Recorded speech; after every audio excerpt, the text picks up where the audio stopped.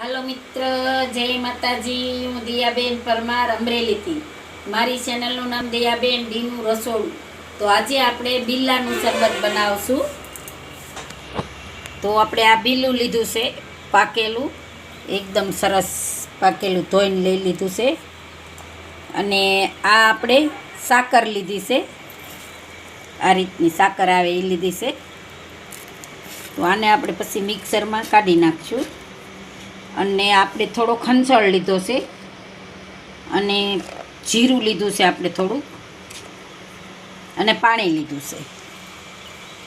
તો હવે આપણે આને મિક્સરમાં પહેલાં કાઢી લેવું. આપણે આ સાકર છે એને આપણે મિક્સર જારમાં કાઢી લેવું. તો આપણે આ સાકર છે એ મિક્સરમાં આપણે કાઢી લીધી છે. આને આપણે આમાં વાટકામાં લઈ લેવું. આપણે જોહે એ પ્રમાણે આપણે વાપરશું આમાં. આને આપણે સાઈડમાં જવા દેવું. આ બહુ જ કઠણ હોય તો આપણે આ દસ્તો લીધો છે, તો એને આ રીતે આમ બેકવાર મારશું. આમ બહુ જ કઠણ હોય, આ શ્રીફળ જેવું હોય.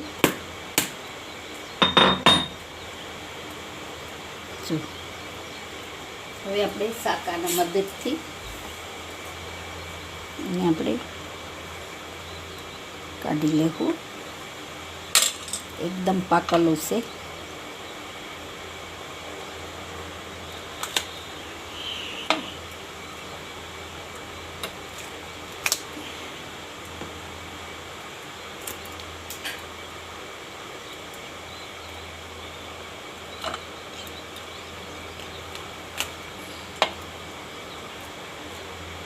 તો હવે આપણે આને ચમચી હું આમાં કાઢી લેવું. આનો પલ બધો આપણે આમ રીતે કાઢી લેવું.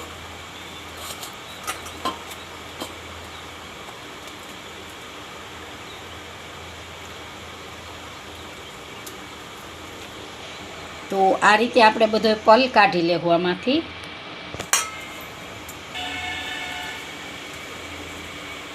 તો આપણે આ બધો પલ કાઢી લીધો છે એકદમ સરસથી. આ વૈસે તો આપણે એનું ઓલું છે એ ન નીકળે, તો આને આપણે જવા દેવાનું છે.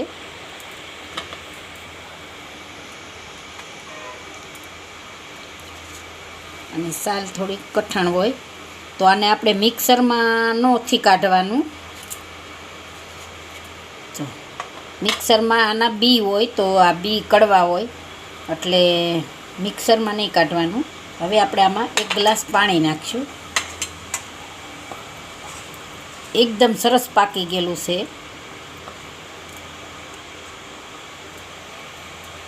આમાં આપણે 1 ગ્લાસ પાણી નાખીશું.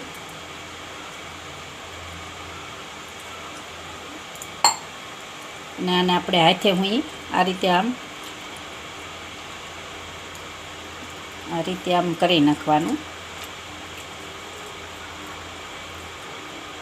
એકદમ પાકલ છે એટલે નકર ગળવા દેવું પડે. અને 1 કલાક પણ આ પાકી ગયું છે એટલે હાલે એમ.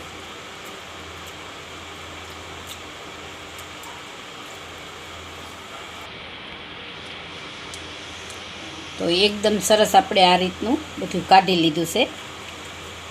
હવે આપણે આને ગાળી લેવું. એક આપણે આ તપેલી રાખશું અને આ ગવણી રાખશું. તો આપણે આમાં ગાળી લેવું આ રીતે.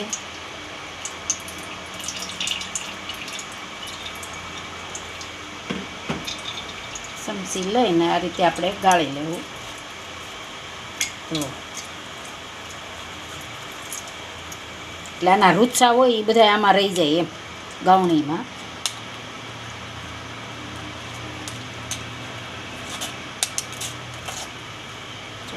પલ હોય એ બધું આમાં બી ને એવું આમાં રહી જાય અને આ બધું નીકળી જાય એકદમ સરસ.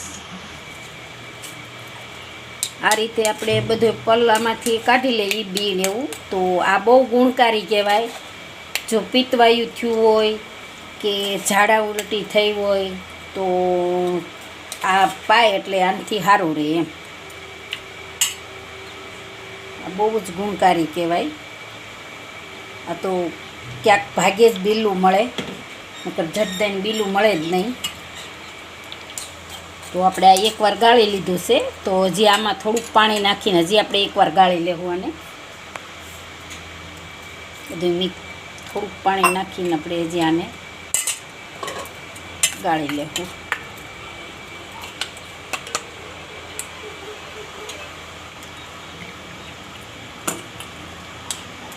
તો હવે આપણે આ બધું કાઢી લીધું છે. જો આ રીતનું થઈ જાય, એકદમ બીન બધું જુદું થઈ જાય, એકદમ મસ્ત થઈ ગયું આપણે શરબત. તો હવે આને આપણે કાઢી લેવું બધું. આ હવે આપણે જવા દેવું બધું. હવે આપણે આમાં આપણે હાકર દળી છે એ આપણે નાખી દેવું. 2 ચમચી નાખશું. આ મીઠું તો હોય જ, પણ તોય આપણે એમાં નાખી દેવું. ને આપણે હંચળ નાખી દેવું. અને આ જીરાનો પાવડર નાખી દેવું. હવે આપણે આમાં 1 ગ્લાસ પાણી નાખશું. બધું મિક્સ કરી લેવું. તો આને બધું આપણે મિક્સ કરી લેવું.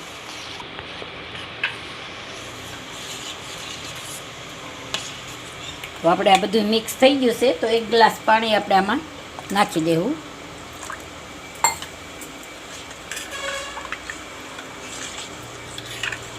અને તમે ફ્રીજમાં ગરમ કરી અને બધું નાખીને રાખી મેલો તો ફ્રીજમાં હોત ને આને આપણે રાખીએ કાંઈ 1 મહિનો 2 મહિના રહે એમ. હવે આપણે તૈયાર થઈ ગયું છે, તો આમાં બરફ નાખશું. એમાં બધે ગાંગડી નાખી દેવું.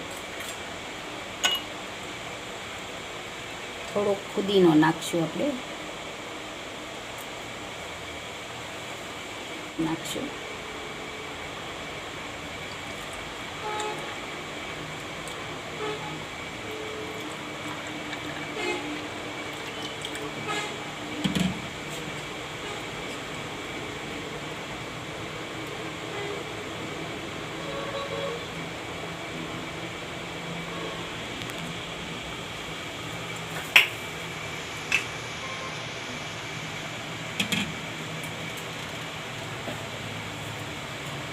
તો તૈયાર છે આપણું બિલાનું શરબત. જો મારી રેસીપી પસંદ આવે તો લાઈક કરજો, શેર કરજો અને સબસ્ક્રાઈબ કરજો.